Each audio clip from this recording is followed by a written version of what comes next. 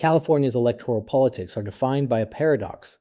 The state has more institutional electoral reform than almost any large democracy: an independent redistricting commission, an open top two primary, universal vote by mail, automatic registration, and comprehensive campaign finance disclosure. Yet the outcomes have been more modest than reformers predicted, and the most consequential change came from a force no reform was designed to produce: the collapse of the Republican Party, which has concentrated real electoral competition inside the Democratic Party itself. Let's start with the transformation, because it's one of the most dramatic realignments in American political history. From the 1950s through the 1980s, California was the classic swing state. It voted Republican for president through 1988, elected Republican governors in most elections, and produced national figures like Richard Nixon and Ronald Reagan.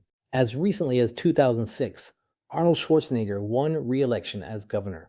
But that 2006 victory remains the last time a Republican won any statewide office in California, now 18 years and counting. What drove this? The causes are multiple and interacting. The most fundamental is demographic. California's population shifted toward groups that lean Democratic, Latino, Asian American, younger, and college-educated, while the white non-college population that formed the Republican core declined. California's Latino population grew from about 26% in 1990 to 41% by 2024.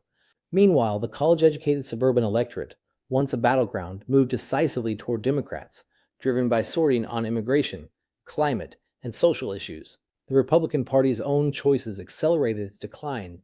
Its hardening positions on immigration in a state where 28% of residents are foreign-born, its climate skepticism in a state proud of its environmental leadership, and the nationalization of its identity around Donald Trump, whose California support was among the lowest anywhere, all made it nearly impossible to maintain the crossover appeal that once elected moderate Republicans.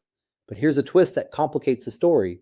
In 2024, California shifted about 9 points to the right relative to 2020, one of the largest swings of any state. Trump carried 10 counties Biden had won, and won roughly 38% of the California Latino vote, up from 29%. Was this the start of a durable Latino realignment, or a one-cycle response to inflation and cost of living? The answer, as we'll see, may reshape California politics in the late 2020s